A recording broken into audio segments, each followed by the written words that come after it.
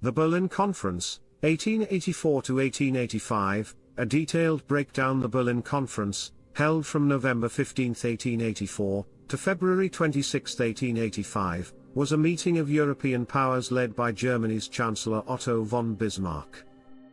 It was meant to create rules for colonizing Africa and avoid conflicts between European nations, but it ultimately led to the systematic division and exploitation of Africa. No African representatives were invited, meaning their lands and futures were decided without their consent. Key points explained in detail. 1. Main goal: regulating the scramble for Africa. Before the conference, European powers were rapidly claiming African territories without clear rules. This led to tensions and conflicts among them. The conference aimed to prevent direct wars between European nations over African land. Instead of stopping colonization, it accelerated European expansion, as clear rules allowed powers to claim land without fear of disputes with rivals. The meeting effectively legalized imperialism by providing a framework for taking over African land under the guise of civilization and free trade. Right arrow, example: before the conference, Portugal, Britain, and France were already fighting over control of key trade routes. The new regulations allowed them to divide land peacefully, among themselves, not with Africans. 2. Principle of effective occupation. To prevent countries from making empty claims to African land, the conference established the principle of effective occupation. A European country had to prove they had control over an area to claim it. Control could be shown through military presence, administrative structures, or signed treaties with local rulers.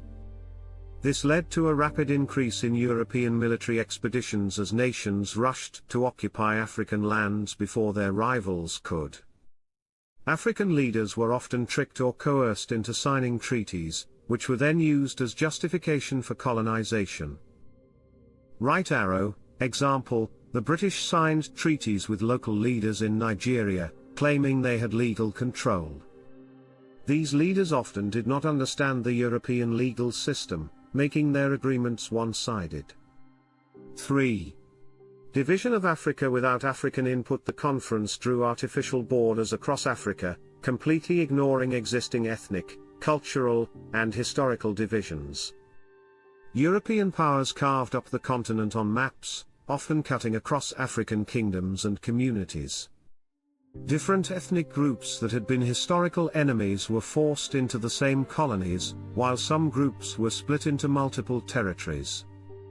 These borders remain today and are a major cause of modern ethnic conflicts, civil wars, and political instability in Africa. Right arrow, example: Nigeria was formed by merging over 250 ethnic groups, including the Hausa, Fulani, Yoruba, and Igbo, each with different languages, cultures, and political systems. This artificial unification led to tensions that resulted in the Nigerian Civil War, 1967 to 1970. 4.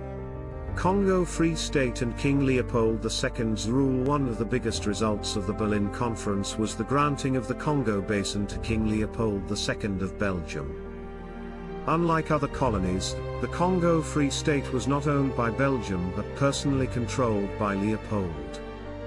He claimed he would bring civilization and end slavery, but instead, he established one of the most brutal forced labor regimes in history.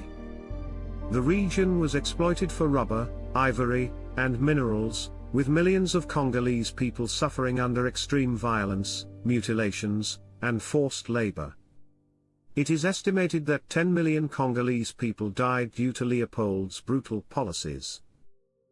Right arrow, example: if workers failed to meet rubber quotas, Leopold's soldiers would cut off their hands as punishment. 5. Trade and navigation. Congo and Niger rivers opened for free trade. The conference declared that trade along the Congo and Niger rivers should be free to all nations. This rule was meant to promote open markets but was exploited by European powers, who controlled trade routes and resources. Instead of benefiting Africans, European companies dominated commerce, leaving African economies dependent on colonial rule. African resources, such as gold, diamonds and rubber, were extracted without fair compensation for local populations. Right arrow, example, the Niger River was a major trade route for agriculture and gold, but after European colonization, African merchants lost control of their own economies. Impacts of the Berlin Conference. 1. Accelerated European colonization. The conference made it easier for European countries to colonize Africa. Before 1884, European powers controlled only 10% of Africa, mainly coastal areas. By 1914, over 90% of Africa was under European rule.